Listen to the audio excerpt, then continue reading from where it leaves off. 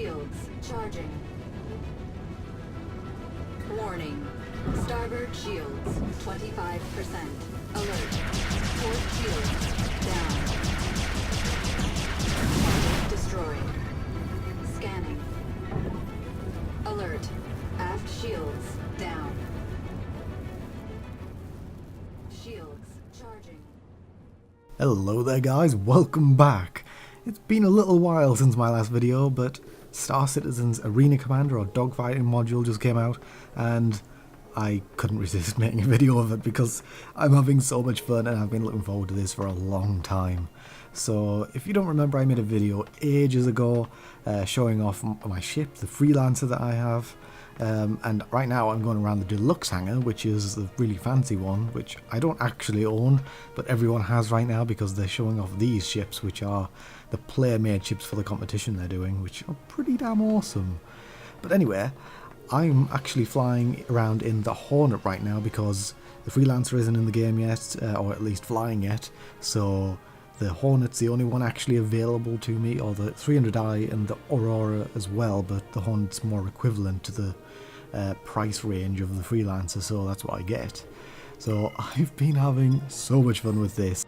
It is a pre-alpha build, so it's not perfect right now, and it's very limited in the scope. Of course, Star Citizen, when it's released, is planned to be a big open universe, at least the big persistent universe side of things, with essentially like an MMO kind of thing, plus a single player campaign. But right now, it's literally just small matches against AI, what I've been playing against anyway, and there will be multiplayer matches for a small number of players. Eventually, once they roll out all of the servers, there's a very small number of people able to play that right now, but even so, I'm having a massive amount of fun with what we have right now because just fighting against the AI, even though it's the same scenario every time, they just throw different waves and waves of these AI at you that get harder and harder. You still have that varied gameplay just because of probably one of the best parts of the dogfighting module, and that's the damage modelling. You know, different parts of your ship can be blown off, not only enemy ships but your ship as well, so it's like you can have a weapon blown off, or you could have, you know, the back end of your ship blown off, or your cockpit can just come off from the rest of it. It's absolutely crazy and it's a lot of fun. You'll see it throughout the video in the top left hand corner my ship, and it shows you like in different colours which parts of the ship have damaged or have been just completely removed, and the enemy ships as well.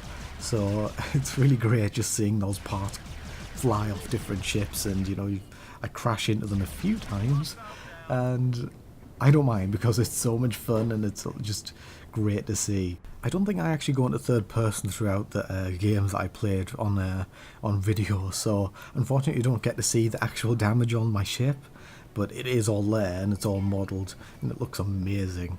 And of course, speaking of looks, you can see in the video, it probably doesn't quite do it as much justice as being in the game, but it is amazing. It looks incredible. One issue is obviously the anti-aliasing. You'll see that back in the hangar, that you can see a lot of jagged edges and things, and there's textures that kind of flicker and stuff like that. It's alpha, and yeah, that's going to happen. But actually, once you're in space, you don't tend to see as much of that because it's space. It's not quite the same as being in a very, you know, detailed hangar with lots of stuff going on around you. But yeah, it's incredible, and I was worried I wouldn't be able to play it because my computer's about 4 years old, but kind of. Thankfully, a few weeks ago, my GTX 580 decided it didn't want to live anymore. I think it overheated. I'm not quite sure because I didn't have any monitoring programs up at the time. But yeah, it essentially died.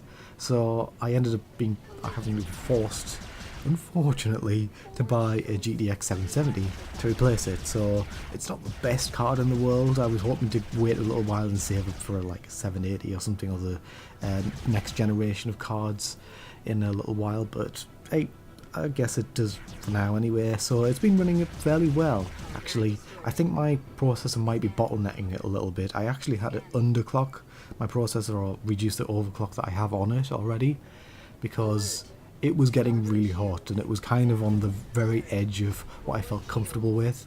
And while recording with DX Story, I kind of think it bumped it up a little bit as well, just so it was kind of going over the edge of what I felt was reasonable with the temperatures. So yeah, it really did push my processor quite a bit, and you'll see throughout the video I think that it was kind of starting to struggle while recording at the same time. Where when I'm usually playing with my CPU overclocked and without recording at the same time, it's pretty playable actually. Right now I think that a lot of the graphic settings aren't working properly, because you can set it to low and it pretty much looks exactly the same and it doesn't really make any difference to performance. But yeah, right now it's doing better than I expected, I'll say that. Another important part of the game that a lot of people have been kind of, let's say, discussing quite a lot since the release of this is the controls. Now, the controls are a kind of touch and go. I wasn't sure about it at first because it's very floaty feeling, let's just say that. But actually, once I've gotten used to it, I've kind of been able to compensate for that.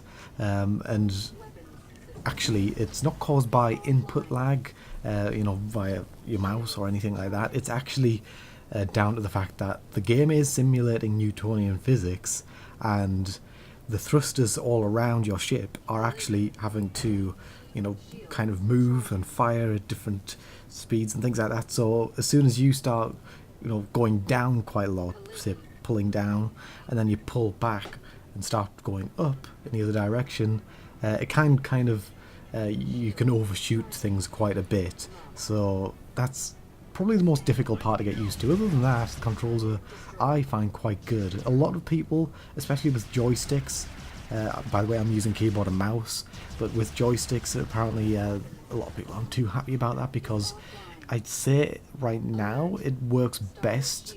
It flies quite a little bit better, I'd say, with the joystick, as far as I've heard. I haven't used my own joystick because I haven't used it in like 10 years now, but I probably should get around to using it. But apparently it does fly a little bit better, it feels a little better with the joystick, but you can't use the gimbaled weapons with the joystick unless you have something like a TrackEye or a Oculus Rift. I think they might be able to use it in combination with that, but the mouse allows you to essentially aim your weapons as well as fly your ship, where when you have a joystick your weapons are fixed directly forward, so that kind of puts you at a disadvantage, and a lot of people aren't too happy about that. Personally, I would have been willing to use a joystick if that was the better control system when it came about, but I'm quite happy to use keyboard and mouse, so I don't mind either way. But apparently the devs are working quite a bit on tweaking that. They've already made some changes to the way the thrusters work to try and get a bit of a balance between realism and actual nice feeling kind of mechanics for flying. So the game is really trying to be very immersive and kind of realistic as possible while still maintaining the fun. And I think it's so far doing a great job at that. I mean, obviously there's things like the sound in space, which people obviously go crazy when they see that, because they say, well, there's no sound in space, why did they put sound in? But like every movie has sound in space just about, and every TV show. There's only a few that don't, and it's it's pretty important, especially in a game like this where sound really gives you that tactical awareness, gives you the awareness of what's going on around you, and it's pretty important. So in the way they've explained it is that the cockpit or the actual ship itself will generate those sounds outside for you, so it's a kind of nice in-universe explanation for that. But the big part about it I like is the fact that there's so many different little settings and kind of switches and toggles and things already in the game, even though it's very early on. It's just the initial implementation of this, and some of those systems aren't quite in yet. You can change about the way the ship actually handles to use inertia to your advantage.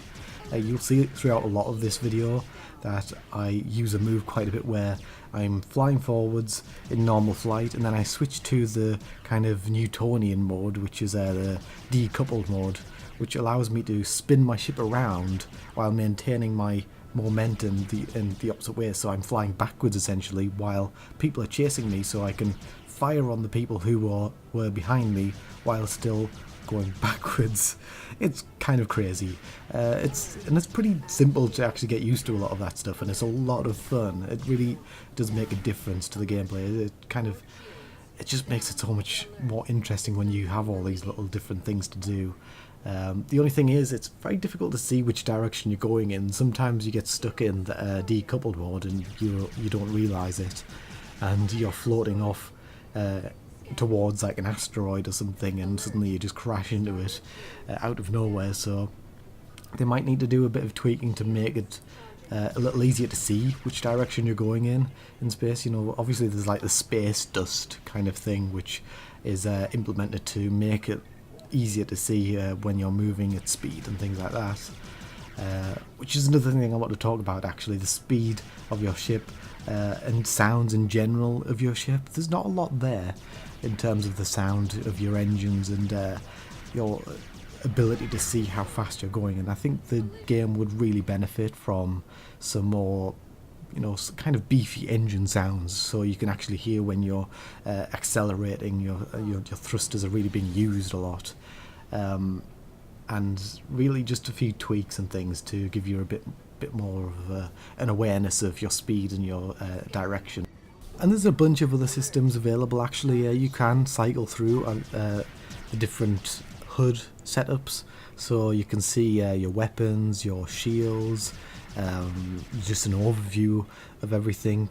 And I quite like the shield view, especially on the Hornet, because different ships have different levels of shielding. So the Hornet has 4 shields around it, the front, rear, left and right shields, whereas something like 300i only has a front and rear shield.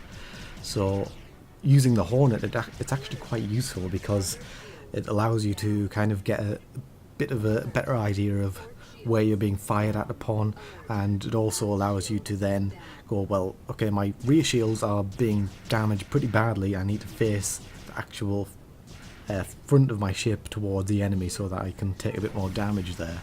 So it's a lot of fun, and you can actually turn off weapons and things like that and cycle systems, I think, through a bunch of really complicated UI. It's obviously not really set up properly yet. You have to use the numpad and things like that and navigate using the arrow keys on that, and it's kind of weird, but it's not really of any use right now. But eventually you will be able to redirect power to different systems and have different setups for that, and, you know, obviously redirect power to your shields and things to recharge them quicker, and yeah, it's really interesting. So what is happening next in terms of Star Citizen? Because, you know, this is really great, but it's only a very tiny fraction of the game, you know, a small like 3% of the game or something ridiculous like that, because the overall plan for the game is to have big capital ships with lots of different systems, like kind of like Star Trek style, and also first-person shooter combat, and, you know, smaller ships, kind of like the one that I have, the Freelancer, with where you can have a couple of people on board. And yeah, it's going to have a lot of varied gameplay. It's going to be a massive open universe. Right now it's limited to a very small map. That's because CryEngine essentially only supports these small maps right now out of the box, and because it's been made for a first-person shooter, which doesn't require massive seamless worlds and things like that. So they're having to rewrite a lot of the engine to support double precision and allow for practically limitless maps and areas, so you can just seamlessly move throughout the universe, which will be awesome because I hate loading screens. I love big seamless worlds that allow you to do what you want in them. But they're going to be releasing all this in stages. I believe next up will be the kind of small multi-crew ships like the Freelancer and the Constellation, and the first-person shooter modules. And the first-person shooting, I believe, will be a standalone section of the game initially, and then they'll implement it into actual ship boarding and combat. So I think they mentioned a mode where you'd actually have a massive Idris frigate, which is one of the big capital ships that will be in the final game and in the single player version of the game as well. And this will be kind of like an objective for both teams to get to and board and fight their way through the ship and kind of capture it. So that'll be really interesting. Lots of cool game modes like that will really kind of keep me occupied until the full official universes out there.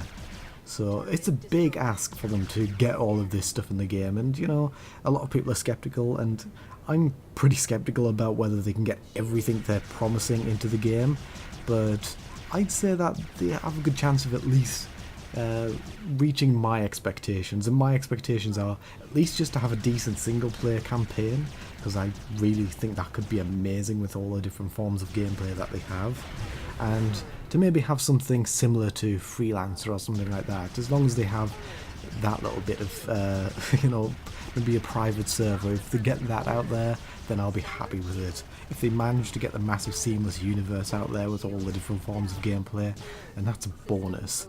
So I hope you enjoyed the video, guys. If you do want to actually play this, you can go to their website and pledge still. You can get like the $30 single ship package, I think, which comes with the full game eventually when it's released, and the single player campaign and all that, plus beta access. You don't initially get the alpha access right now of what I'm playing here unless you buy the $5 Arena Commander Pass as well, so remember that. But if you do want to play it, then that's what you need to get, or you can get the other ships and things like that. So, and I'd say if you really like these types of things, these flight games, then it's pretty much worth it, because I think even the matchmaking gameplay is going to be a lot of fun once they get a lot more of the multiplayer stuff in there and the different game modes. So thank you guys for watching this video, and I will see you all again next time.